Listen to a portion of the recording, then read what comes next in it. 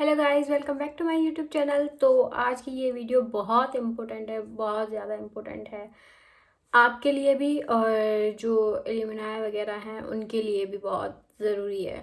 अब कुछ चीज़ें हैं जो आपको करनी चाहिए अपने डॉक्यूमेंट्स किसी से भी रिव्यू करवाने से पहले। मोस्टली बच्चे ऐसे होते हैं जो अपने डॉक्यूमेंट्स प्रिपेयर करते हैं और फिर किसी ना किसी एल्यूमिनाई से चेक करवाते हैं या रिव्यू करवाते हैं। मैंने भी की थी और ये वही चीज़ें हैं जो मैंने मिस्टेक की थी और मुझे किसी ने बताई थी कि ऐसे ऐसे किया करो प्लीज़।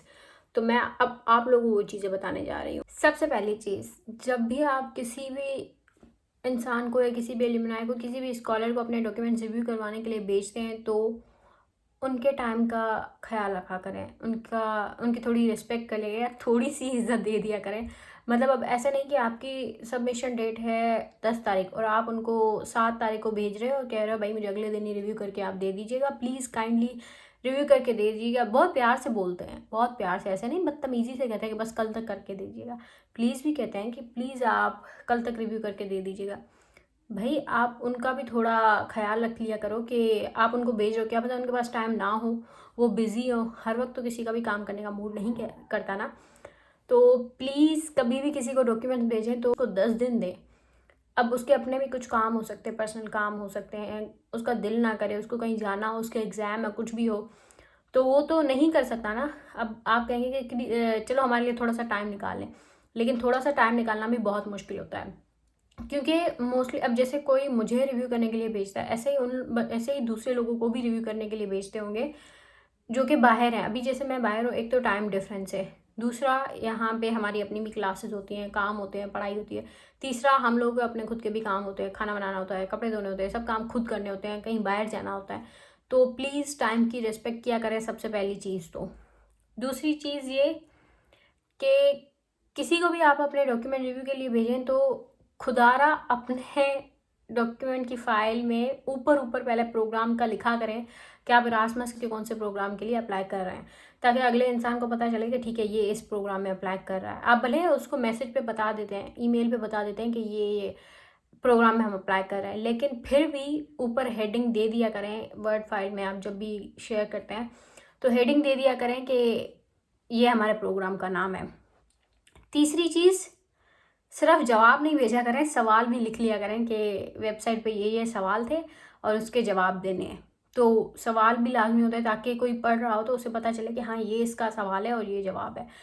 ये ना हो कि आप है ना बस खुद से तो आपने वेबसाइट पे पढ़ लिया और अब आप कहेंगे वो भी पढ़ लेंगे। किसी के पास इतना टाइम नहीं होता कि वो वेबसाइट पे दोबारा, जब जैसे मुझे भेजेगा मैं तो कहूँगी कि यार क्या एक तो बंदा चलो टाइम निकाल के रिव्यू करा है, इसमें कोई बड़ी बात नहीं है कि अगर मैंने किसी का रिव्यू किया या किसी और ने किसी का रिव्यू किया तो इसमें कोई बड़ी बात नहीं है।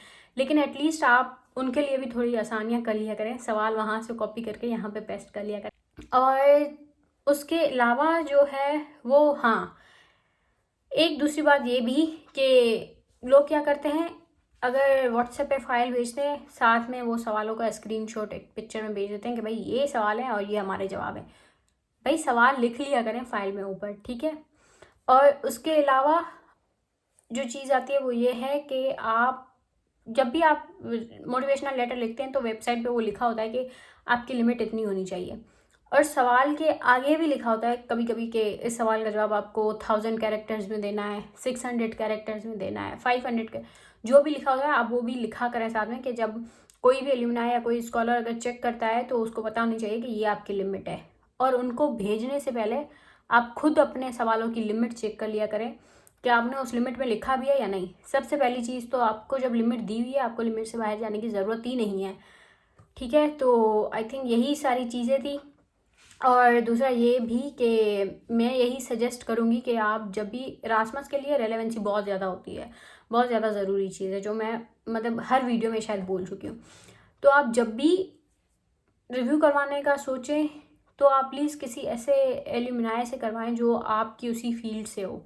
जैसे अब मेरा एमएएच प्रोग्राम है तो मैं मतलब रिव्यू तो कर सकती हूँ, मुझे कॉमन कॉमन चीज़ें पता है कि ये सब में होनी चाहिए, लेकिन मैं जितना अच्छे से एमएएच प्रोग्राम वालों का रिव्यू कर सकती हूँ शायद उतना किसी और प्रोग्राम के लिए नहीं कर सकती। तो आई थिंक यस। और अगर आपको होता है कि हम कहाँ से वो लोग ढूंढें तो आप लिंक्डइन से बहुत आसानी से आपको लोग मिल जाते हैं। और ऐसा नहीं है कि लोग हेल्प नहीं करते, सब लोग हेल्प करते हैं, लेकिन आप उनके टाइम की रिस्पेक्ट किया करें तो वो करेंगे रिव्यू। ऐसा नहीं एक दिन देते हैं और आप अगले दिन ही कहते हैं कि रिव्यू करके दें, तो ऐसा तो नहीं होता। तो आई थिंक यस, यही सब चीज़ें थी और आई होप आप लोग इन चीज़ों का ख्याल रखेंगे और दूसरों के लिए भी आसानी करेंगे, अपने लिए भी आसानी करेंगे। और yes, see you next video, bye.